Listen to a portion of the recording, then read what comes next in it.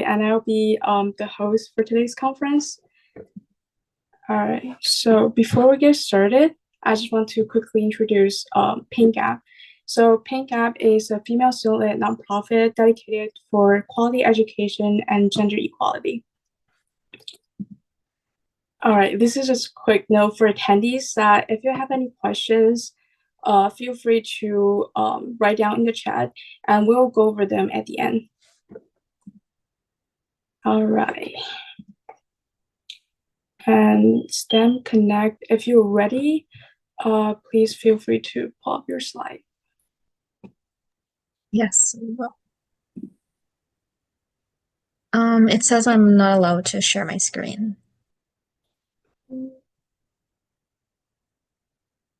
Let me double check.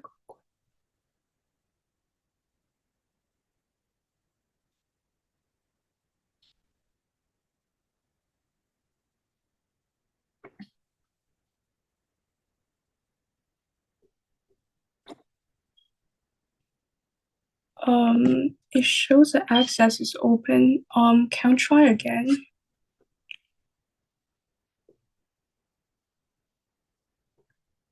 I think it's because there's already a presentation up. All right.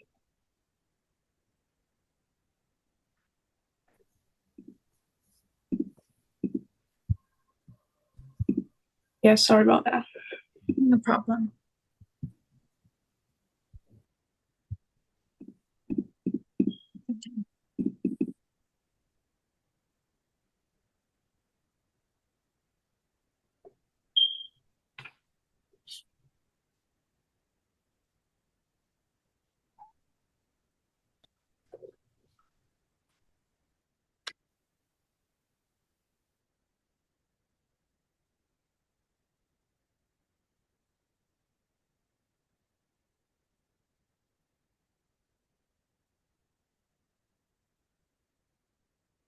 Okay, everyone. Good evening. My name is Vasana Prasad. So if you guys can just confirm that you're seeing the presentation, hearing, and seeing me, that would be really great.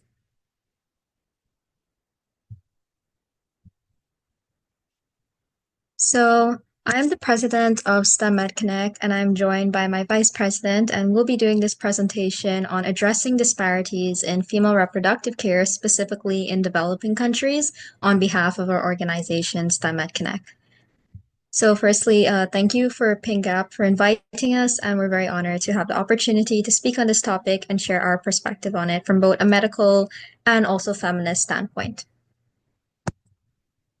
So this is just a table of contents, the overview of our presentation, what we'll be touching on. It's very brief, don't worry. So let's introduce STEM Med Connect first. So who are we? So we're a student-led organization, and we aim to empower a community of like-minded students aged 12 to 19 who are interested in pursuing medicine or working in the healthcare industry in the future. So we do this through creating volunteer opportunities and also connecting students to different opportunities in the pre-med field. So at STEM Med, we strongly believe that it's important for everyone to participate in activities and develop their interest in medicine, no matter financial barriers or geographical barriers. So our organization is open to anyone from every country and free without any problems. So these are your presenters. So there's myself, Asana. I'm 17 years old and I'm from Georgetown, Guyana in South America. And I'm president of STEM Med Connect, like I said. I'm very passionate about the environment, feminism, and anything to do with healthcare, especially coming from a country where I firsthand experienced socioeconomic barriers to healthcare service and looking at how Latin America's healthcare is compared to first world countries. And now my vice president will introduce herself. Oh, yeah. Hi, everyone. Thank you guys. And thank you to PinkGap for having us. I'm the vice president of STEM Med Connect, and my name is Batania. And I'm a 12th grader. I'm also 17, and I'm from Maryland. And I'm also passionate about healthcare, but more specifically, like using technology, computer science, and AI to combat a lot of healthcare disparities that we see in our world. And yeah, that's pretty much it. So over 1.5 billion women lack access to basic healthcare services like screenings, consults, and medications. And that's particularly because medicine and healthcare is just so inaccessible it's not only the high cost, but also in a lot of developing countries, there isn't a lot of, good hospitals, there isn't the medical personnel, there isn't advanced medical technology, and there also isn't the education about healthcare to get access to these type of things. And that represents a huge issue because for a lot of like diseases that affect women's health, you need the early screenings and you need to be educated about what type of symptoms come up. And to see the statistics should be alarming. And 500 million women don't have access to menstrual healthcare products. And menstrual hygiene and menstruation in general is something that, as women, we can't control. That's something that happens. And things like pads, tampons are really expensive. And I've seen like a lot of activists talk about something called the tampon tax, which is how states shouldn't tax women on menstrual healthcare products because it's saying that this is something that they have to pay for, even though it's something that we can't control as women. And that fact, I mean, in a lot of developing countries, women don't have the money to buy these type of menstrual healthcare products, or they don't have the education to be aware about these type of things. And a lot of people look onto menstruation and women's health in general as if it doesn't matter because they may not be women, but women's health is all of our health and it impacts all of us at the end of the day. And this is something that has been going on for decades now. And it's something that we really need to consider making these products cheaper or even free because, again, women can't control menstruation and it should be more accessible.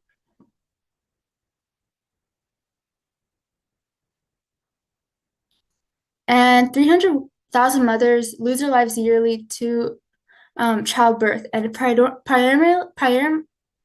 mostly affects minority women, and almost 95% of maternal deaths occur in low-income countries, and most of them could have been prevented, right?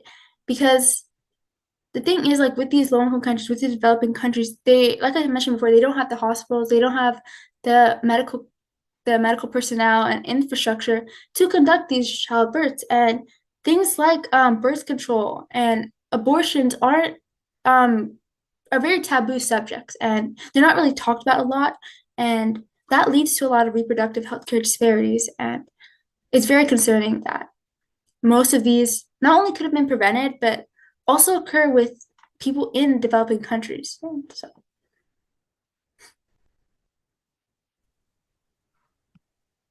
oh, I can't see the slide because of the speaker note.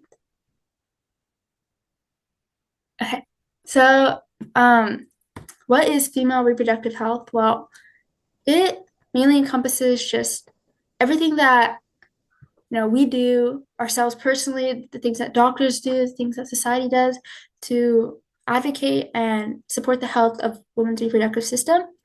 And it starts from just preventing things like diseases, things like troubles with menstrual hygiene, such as regular screening with pap smears and mammograms. These just all help so we can, if there's anything wrong with our bodies, with our reproductive system, that we catch those early and our doctors and our caretakers can support us. And things like vaccinations as well, the HPV vaccine, are really important so that, cervical cancer is one of the deadliest cancers, especially not only cervical cancer, but a lot of ovarian cancer, endometriosis, all of these, if we can get those detected or also get vaccinations, that's really helpful so that we don't need to experience a lot of pain and excruciating symptoms from them.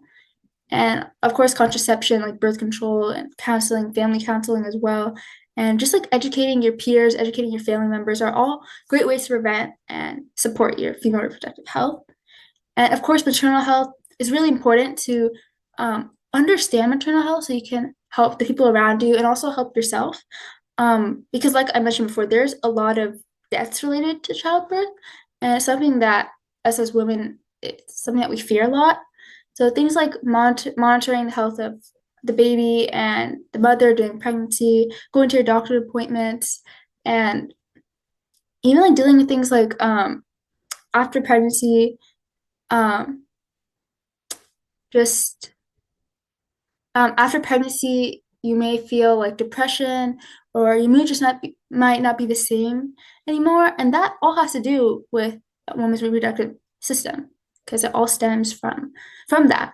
And of course, menstrual health, like we mentioned before, a lot of people aren't educated about it, and they're not educated about how to take care of themselves, what menstruation really is, what purpose is it, what purpose is it for, and just like all the disparities that come with it, and also the treatments for conditions like endometriosis, PCOS, and severe PMS.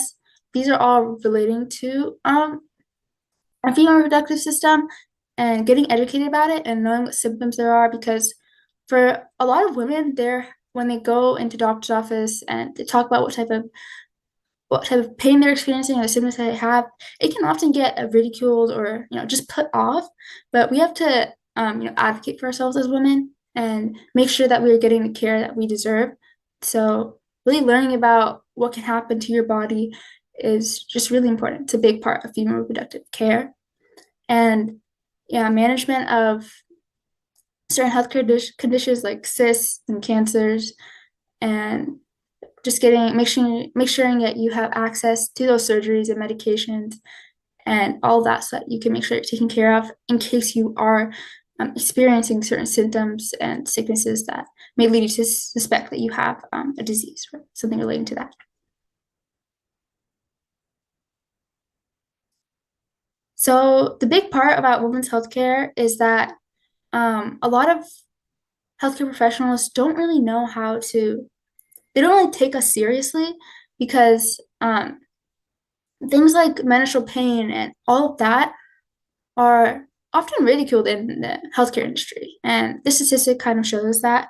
I mean, providers are less likely to give us pain medication because maybe they think, oh, we can handle the pain, or it isn't related to a certain disease. And a lot of women get diagnosed late with things like ovarian cancer or cervical cancer because of those reasons. And it really, we really need to advocate for ourselves in those cases, and just making sure that if you feel pain, if you feel anything wrong, then you you need to say something about it. And we also need to make sure that this isn't a reoccurring pattern. I mean, we've seen this a lot in women's healthcare, that it just becomes a cycle of women not getting the care they receive, and they receive a lot of negative symptoms, and then more women experience that. But I mean, if we all advocate for something better and for a better solution, then that's really important.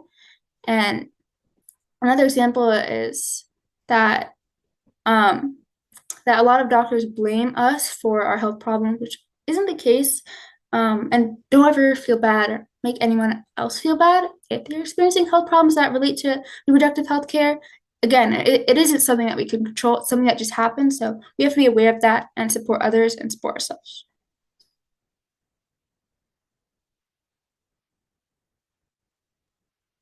Okay, yes. So thank you to my vice president. So now, why did we choose this topic? Why did I feel, and why did Baitana and I feel that it was important to address this topic? So I think almost all of us here attending are women, and I think from a young age, we've all had this program within us that we have to take care of others before we take care of ourselves.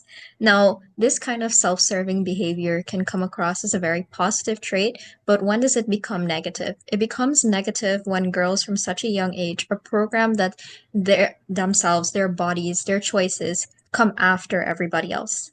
And they carry this same mentality into when they become adults as women. So this translates to a lack of attention paid on themselves and further into their healthcare and the services that they feel they receive. So women often they don't prioritize their own healthcare due to competing demands with their own family. So they might believe that their children or their husband or their parents deserve more attention paid to healthcare, or they see themselves as putting themselves out there for others but not themselves, right? So if you try to take that situation and now put it into developing countries where there's already limited resources, there's not a lot of doctors, there's not a lot of specialties. So not only do you have women with this mentality, but you also have a society and a country which isn't developed enough with resources to combat this issue. So, firstly, we need to redirect narrative. We need to take this away from, okay, women's reproductive health from being so political, from being something that's become such a debate among politicians and among certain communities that really have nothing to do with female reproductive health care, and we need to put the focus back on women. It's incredibly ironic that for a topic of female reproductive health, the majority of people who debate it are not actually women who are directly impacted. And the people who do get to debate and put this topic on stage, unfortunately, you don't see women from developing nations accurately represented on the scale.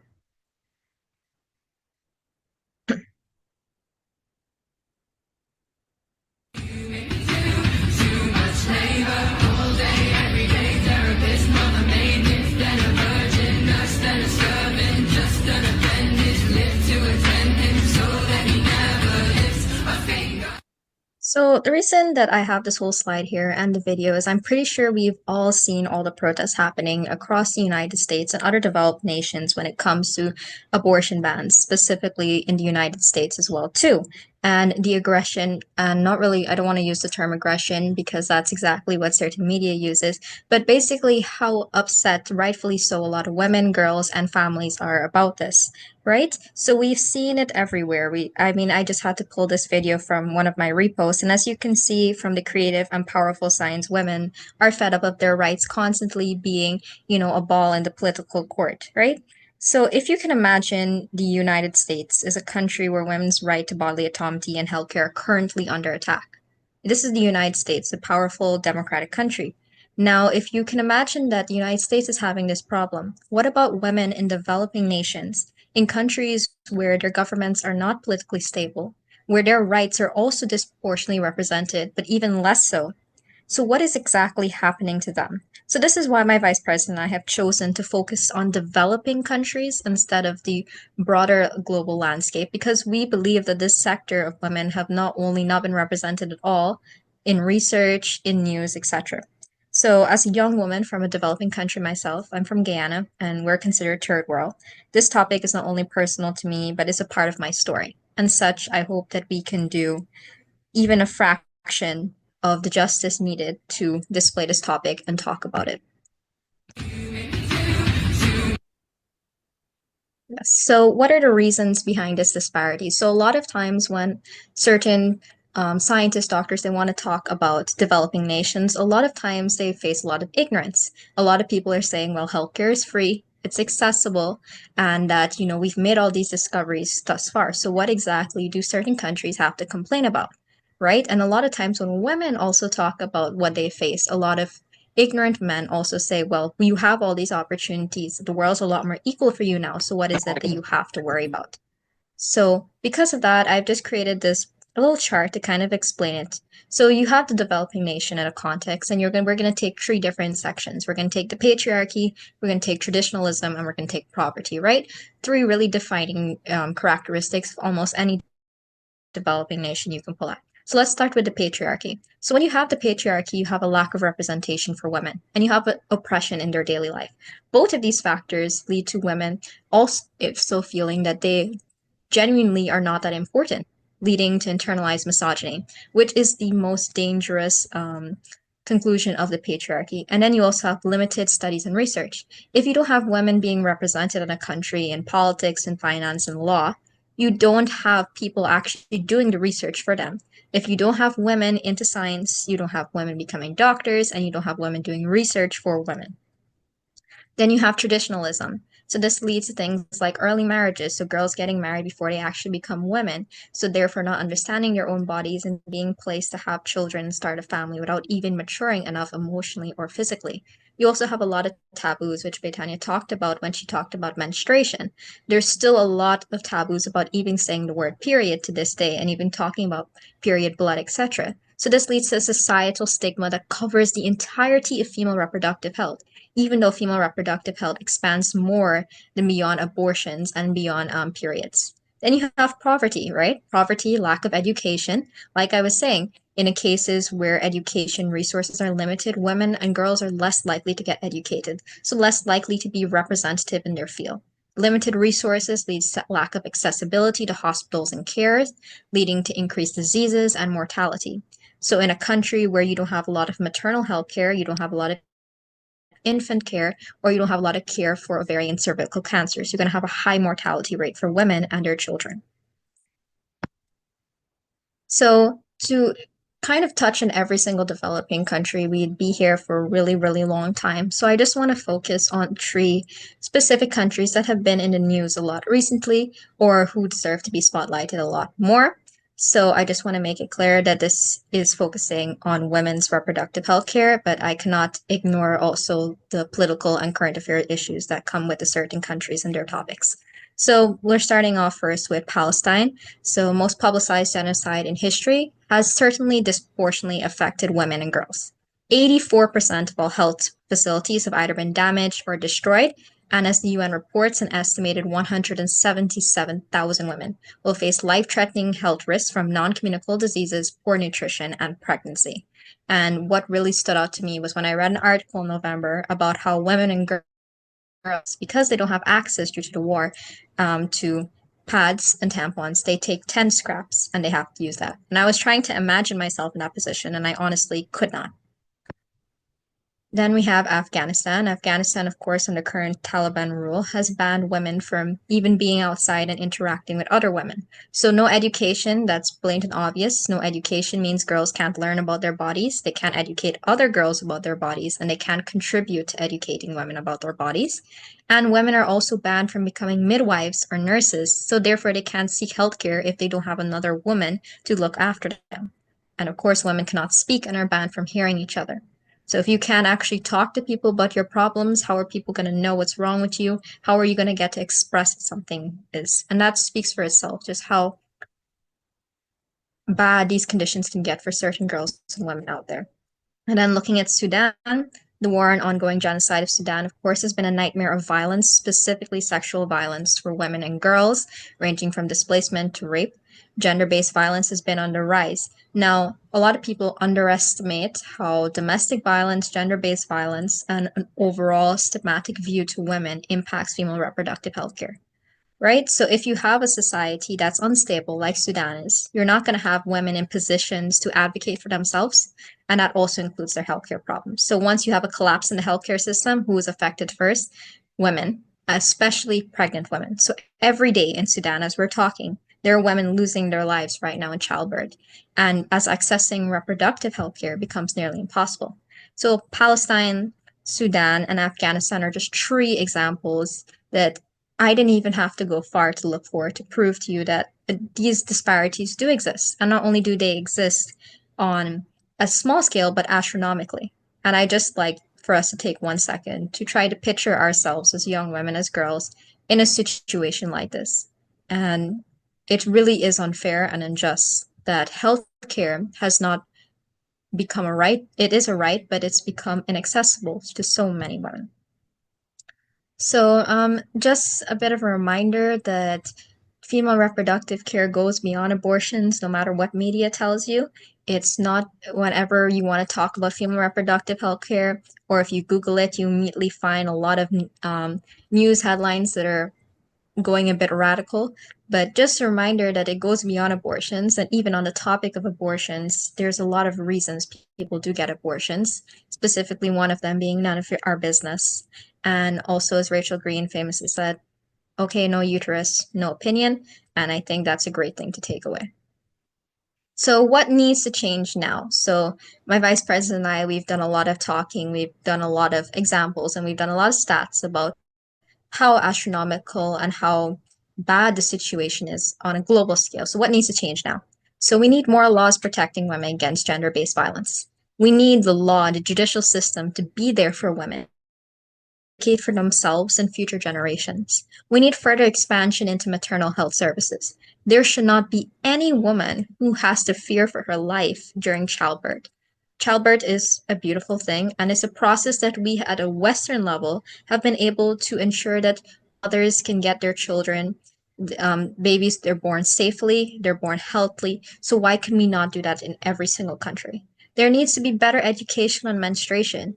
It's the year 2025 now, and we still have biology textbooks and teachers scared to actually cover the topic out of fear of societal stigma.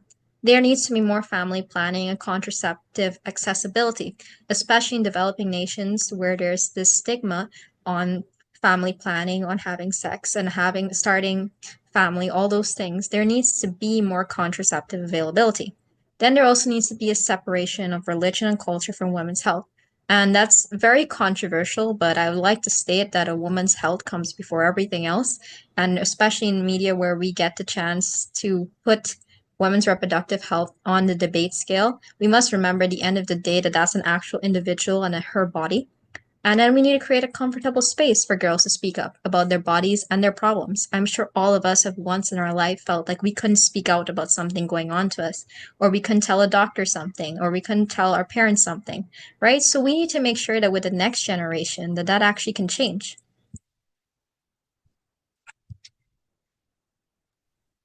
So it really is up to us at the end of the day to support this and kind of make sure that our voice matters, because a lot of us think that, oh, we're just one person, like our opinion and what we do doesn't really make an impact, but it really starts from one person. And what you can do is definitely in your school papers, in your research, or honestly just taking the time out of your day to support female researchers and cite them.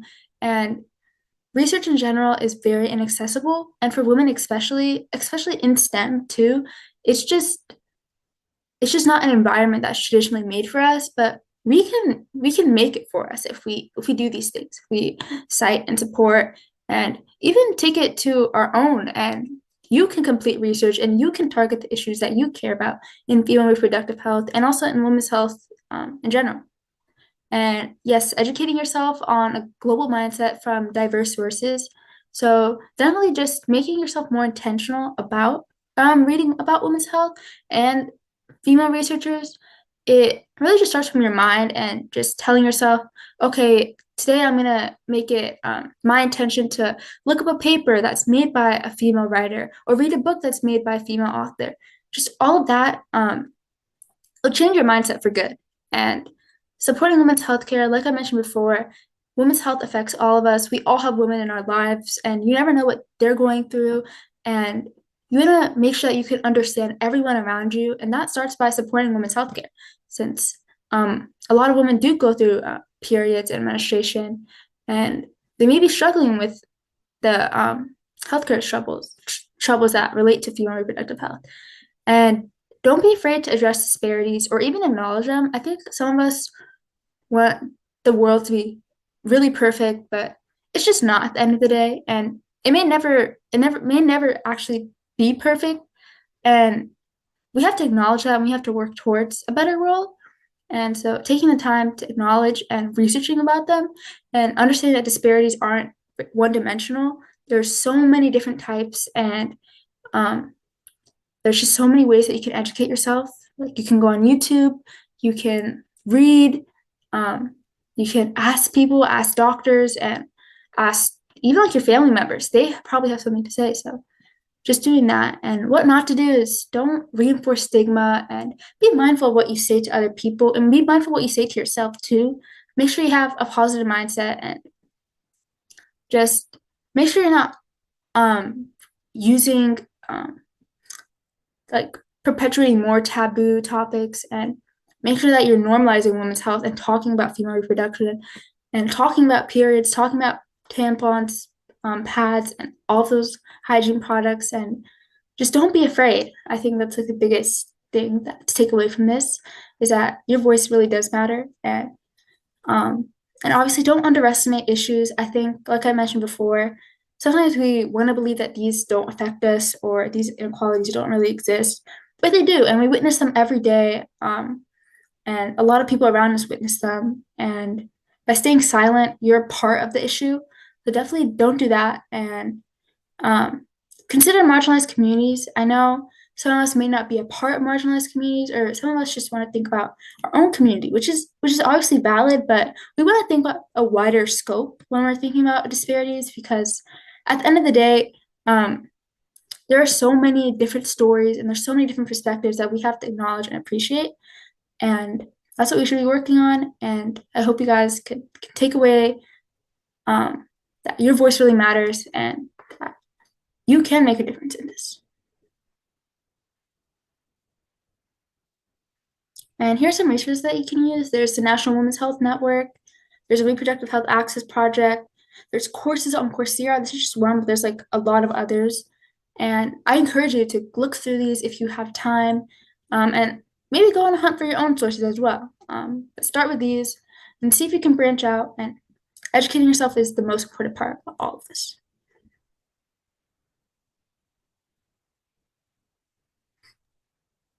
So these are some of the references that we used for our presentation.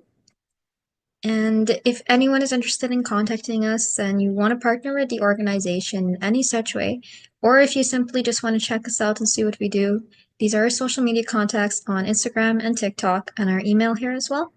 So I'll just leave this for 5 seconds if anybody wants. And yeah.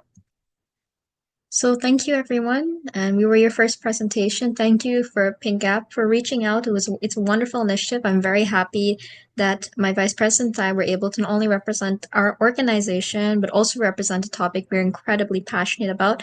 I hope that even despite the presentation's length and also the depth of the topic, because it's an incredibly deep-rooted topic, that something was able to stick with you, and you're maybe interested in Googling something a bit beyond Western headlines and educating yourself on women's stories that do deserve to be heard. So if there are any questions or anything, yes, and that brings us to the end of our presentation. Thank you, everyone. Thank you so much. I just love how you guys address women's health in developing countries. Yeah, that's an amazing presentation. Thank you so much. All right.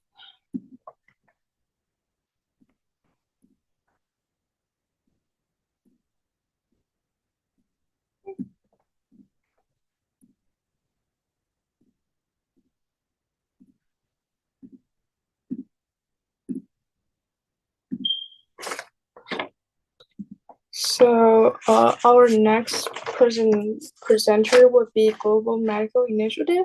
So if you're ready, feel free to pull up your slide.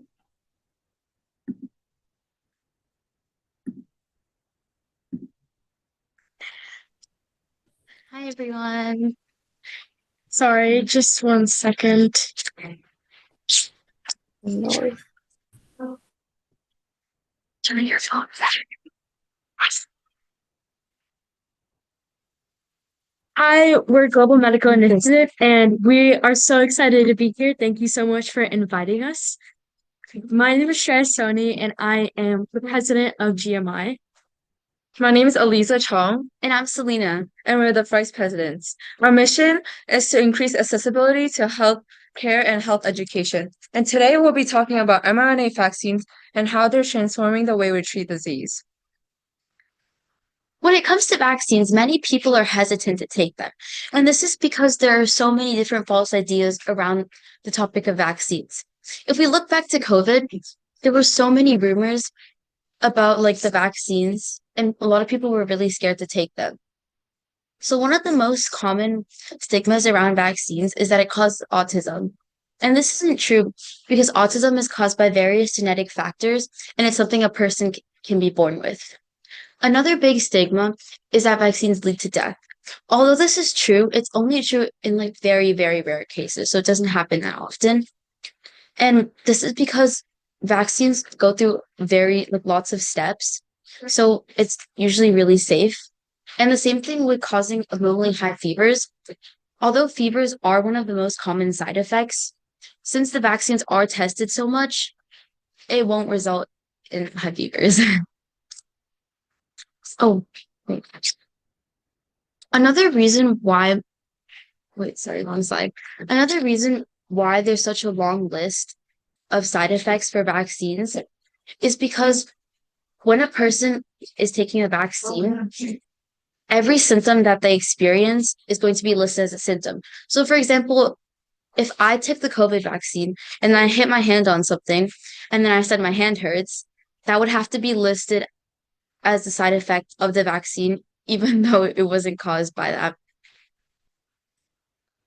So before we really understand what mRNA vaccines are, it's important to first realize what mRNA is. So a lot of you might have learned this already in your biology classes, but mRNA, also known as messenger RNA, is a type of single-stranded RNA involved in protein protein synthesis. It carries protein information from the DNA in the cell's nucleus to the cell's cytoplasm. And once in the cytoplasm, protein-making machinery, such as ribosomes, in the cytoplasm read the mRNA sequence and then translate each 3-base codon into its corresponding amino acid in a growing chain.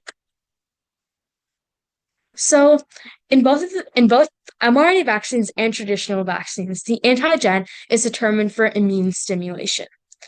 Next, they both prevent infections and disease.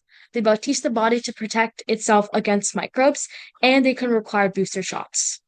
So traditional vaccines typically require growing large amounts of infectious disease viruses and then inactivating them. While this process can be effective, it takes a really long time compared to mRNA vaccines production. The shelf life of traditional vaccines, it can also last up to more than 1 to 3 years, while mRNA vaccines, they can only last to 6 months. And mRNA vaccines, they can be quickly designed, tested, and mass produced in a short amount of time. Compared to traditional vaccines, they don't require live or dead viruses, but instead they use messenger mRNA to instruct the body to create a protein that mimic the virus. This allows the immune system to recognize and defend against the actual virus if it enters the body. Because they don't acquire live or dead virus, they're more safe for most people. However, they have a shorter shelf life, which is about 5-6 months. The future of mRNA vaccines is really bright, and with their faster production, adaptability to new viruses, and greater safety, they represent a revolutionary step towards the vaccine technology. So during the development of mRNA vaccines, there are 6 basic steps. The first step is discovery.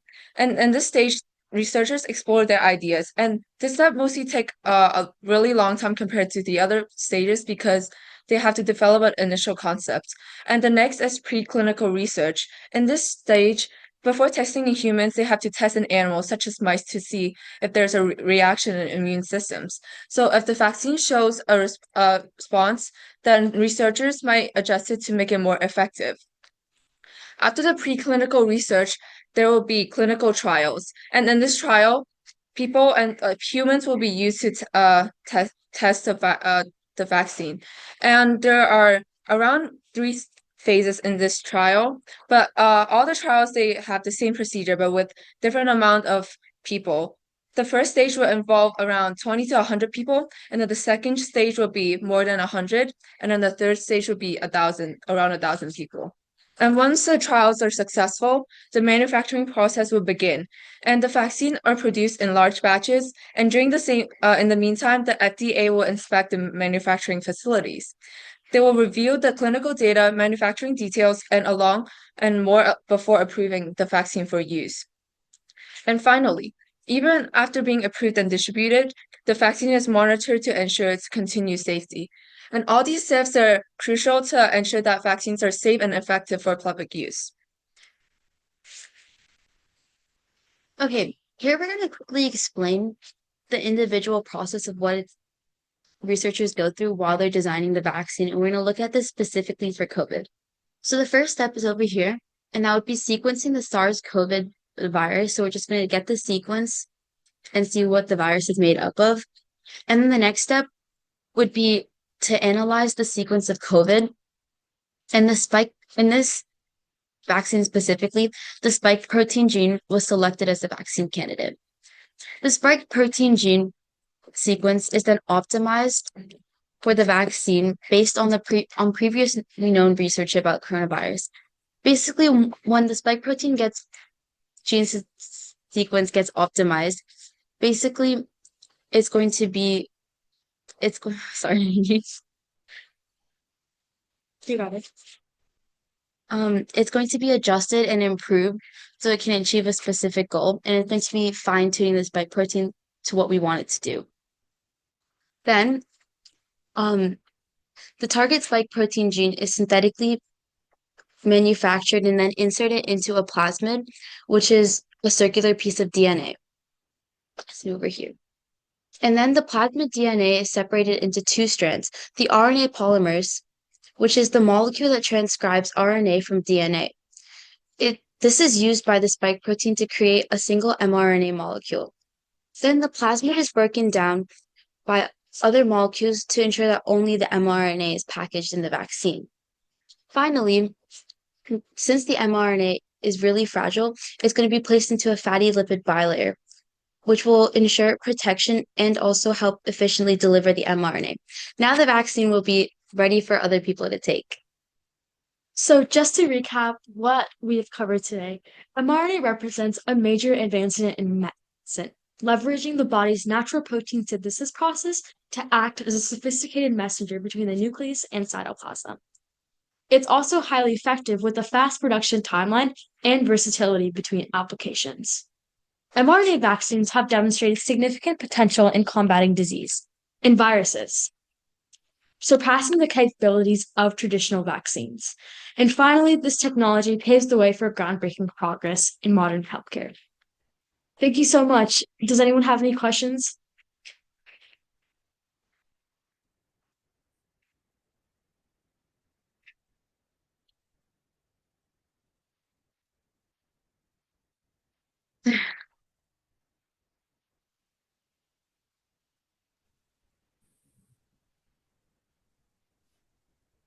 Yeah, that is a great presentation. Thank you so much, guys.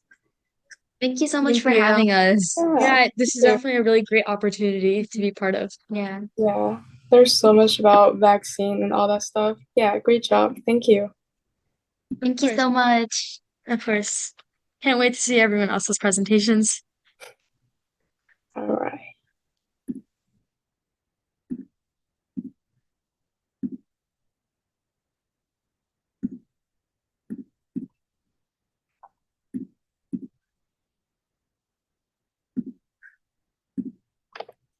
So next, we have Matt Mine. So if you're ready, please share your presentation. Yeah.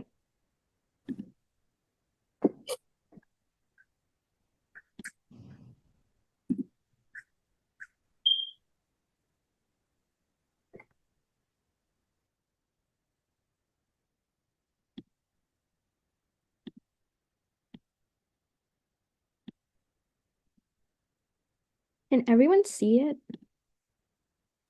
Yeah, we can see it. Okay. So hi everyone and welcome. So thank you for joining us today. So we thank PinkGap for inviting us to speak at the conference. So we will start with like a quick round of introductions of our speakers. So my name is Tarleen and I'm currently the president of MedMind. My name is Shreya and I'm one of the head of writings. I'm Saprita and I'm head of outreach. So now before we dive into today's like fascinating discussion about about unique cardiovascular diseases, we wanted to talk about and share a bit about our mission. So our mission is to make medical information enjoyable and accessible to everyone at the same time by providing informative and engaging articles every month for a new medical team. So today we're going to be exploring two unique cardiovascular diseases that usually even challenge most of like the sharpest like medical minds. So our first one is going to be transthyretin amyloid cardiomyopathy, and don't be scared by its like really long word. And the second one that we're going to be talking about is Takotsubo cardiomyopathy, or which is better known as a broken heart syndrome.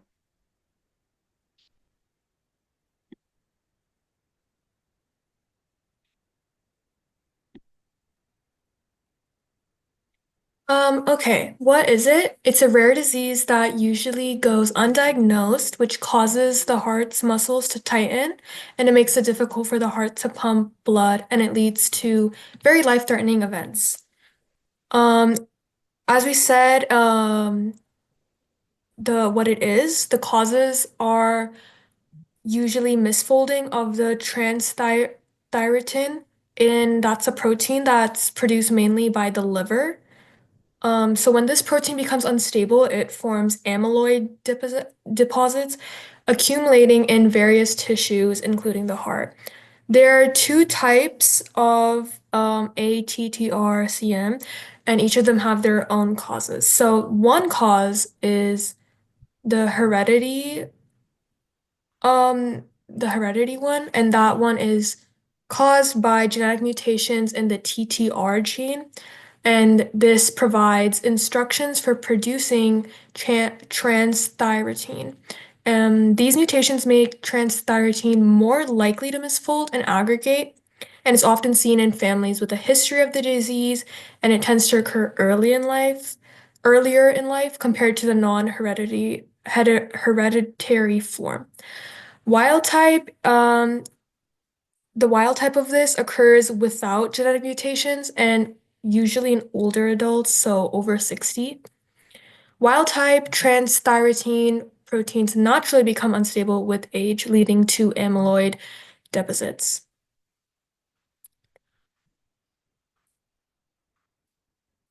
Symptoms of the transthyretin amyloidosis can differ based on the type. So the wild type that I explained earlier, so people usually don't experience symptoms for that one. But if they do, they usually show up after 65. And then there's the familial one, which symptoms usually appear after age 50, but can start as early as 20s or your late 80s. The symptoms of this are similar to those of heart failure and may include shortness of breath, especially when lying down, a bloated or swollen stomach, difficulty concentrating or feeling confused, coughing or wheezing, especially when lying flat, kind of like the shortness of breath, coughing or wheezing, or I already said that, sorry. Swelling in the legs, ankles, or feet, irregular or fast heartbeat like atrial fibrillation, heart palpitations, feeling unusually tired or fatigued, dizziness or fainting spells. For the diagnosis, diagnosing transthyretin amyloidosis, also abbreviated as ATTR-CM, can be really hard sometimes. And the familial type often looks like heart disease caused by high blood pressure, leading to misdiagnoses. So, like earlier, we said that sometimes they go undiagnosed, and also now we can see that they can be misdiagnosed. So, the wild type form doesn't always have noticeable symptoms, as we said before, and it could go undetected again. To diagnose this, doctors use the following tests: electrocardiogram, so an ECG, and it measures the heart's electrical activity to detect irregularities; cardiac imaging, which can include echocardiograms, MRIs, or PET scans. And this creates detailed images of the heart to check for structural or functional problems. Bone scan, also called bone scintigraphy, identifies an amyloid deposit. So, like we said before, that this is like one of the symptoms or one of the things that are caused by this disease. So it identifies this and then tracks how a small amount of radioactive material travels in the body. Then, fourth, we have a heart biopsy, which examines a small sample of heart tissue for signs of amyloid buildup. And fifth, blood tests. So they check for changes in the TTR gene, which can indicate a genetic predisposition to the condition. So these tests help doctors pinpoint the transthyretin amyloidosis and differentiate it from other heart issues, so trying to prevent the misdiagnoses.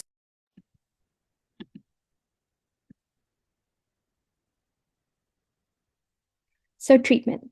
So there's currently no cure for transthyretin amyloidosis, and existing amyloid deposits in the body cannot be removed. However, medications can slow or stop the buildup of these new amyloid deposits, helping prevent the disease from actually getting more worse.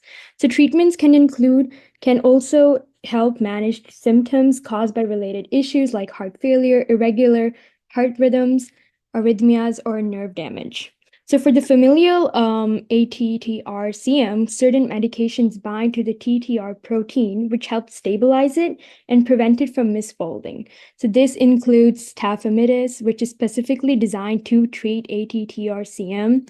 And then there's diflunisal, which is a non-steroidal anti-inflammatory drug, sometimes used off-label for ATTR-CM.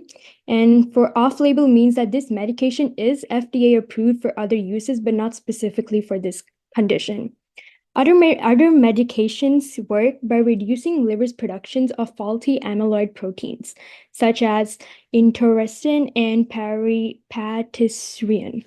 These treatments aim to slow disease progression and improve the quality of life for people with this disease.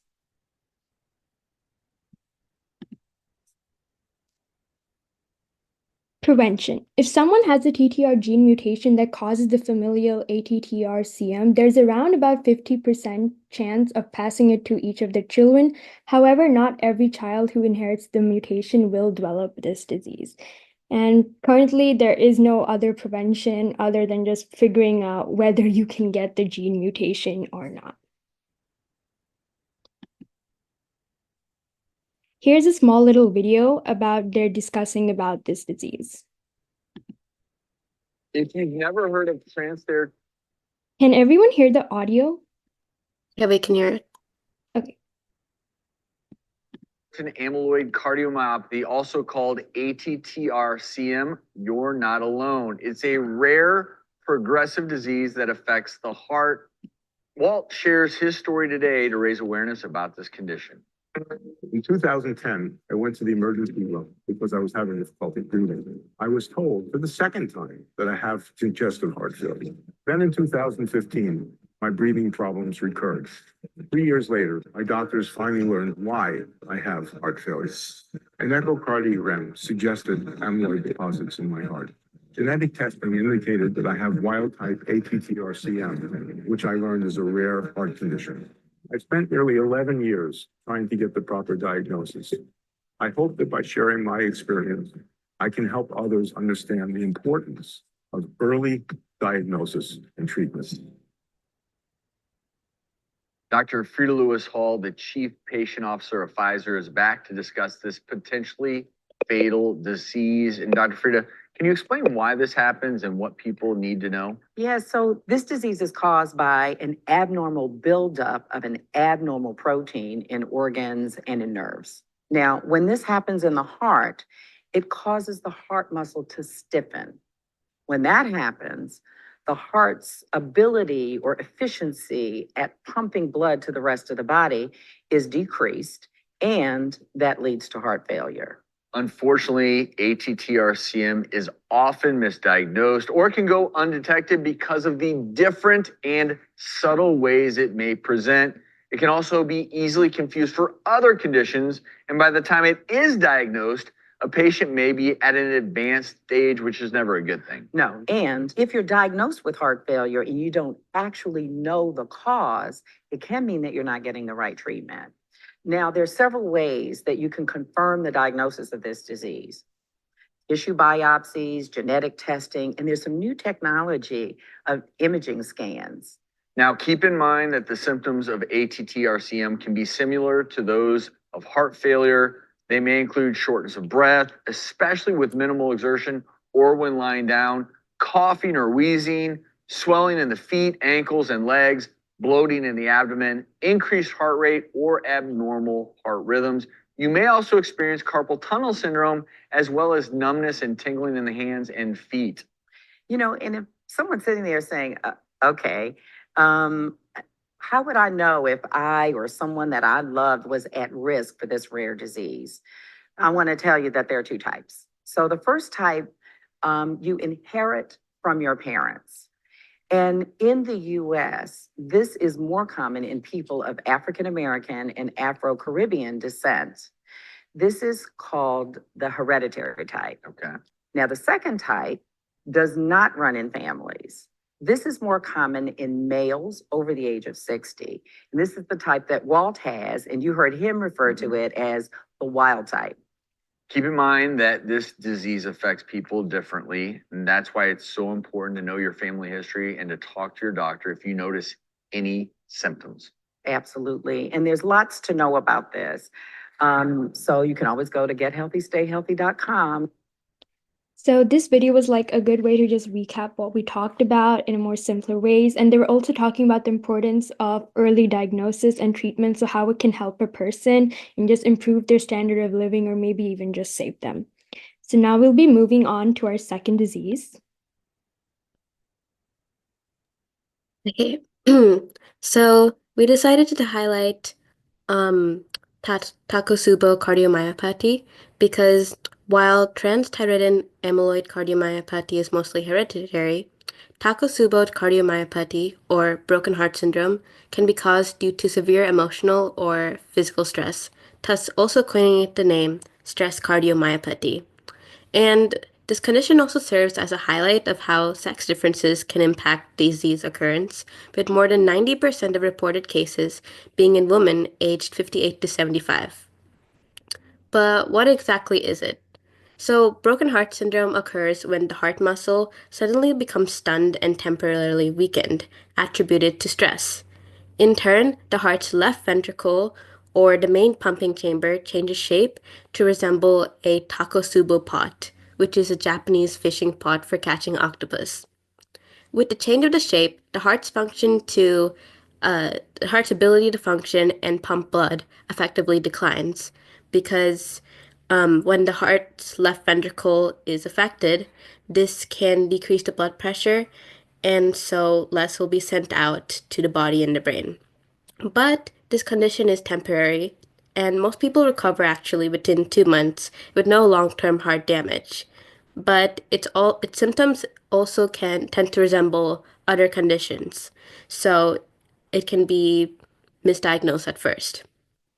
So, as mentioned before, situations that cause extreme emotional and physical stress, like a death of a loved one, a serious accident, a natural disaster, can attribute to this condition. And these causes are also attributed to the syndrome's name of broken heart syndrome.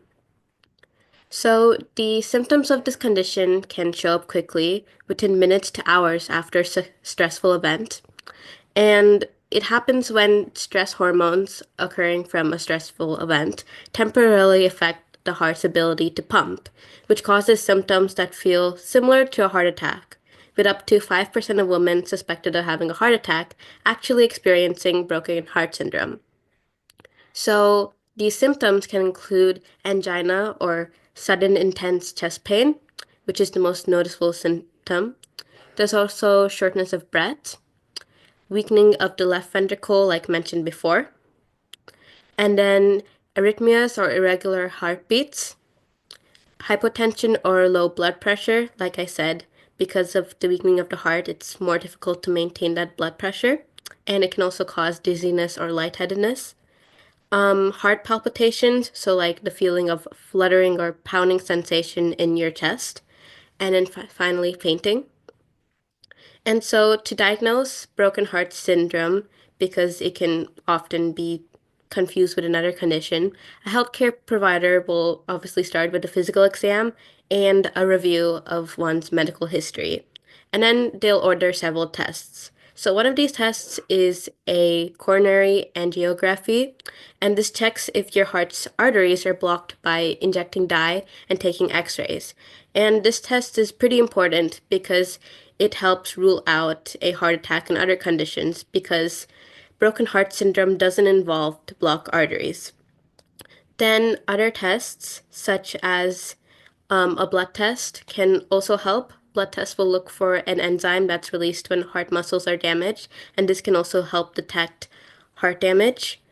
A ventrilogram can also help, and it's a test where dye is injected into your heart's left ventricle, and x-rays are taken to see its size and how well it's working. A heart MRI can help provide detailed images of the heart to check for damage and kind of check for that takosubo pot shape of the ventricle. A chest x-ray can also be done because, as I said before, one of the symptoms is chest pain, and so it can show the size and the shape of the heart and detect any fluid buildup.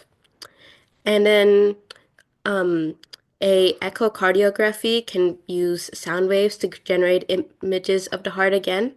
And finally, a EKG can also record the heart's electrical activity to identify any irregularities, which can also help detect heart damage.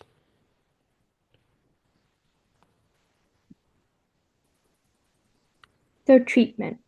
So there's currently no cure for broken heart syndrome, but with the right treatment, most people can recover fully. So treatment includes medications such as aspirin, which helps improve blood flow and prevents blood clots, ACE inhibitors or ARBs, which are medications that lower blood pressures and reduce inflammation, beta blockers, which slow your heart rate to ease the strain on your heart, diuretics, which help minimize the fluid buildup in your body.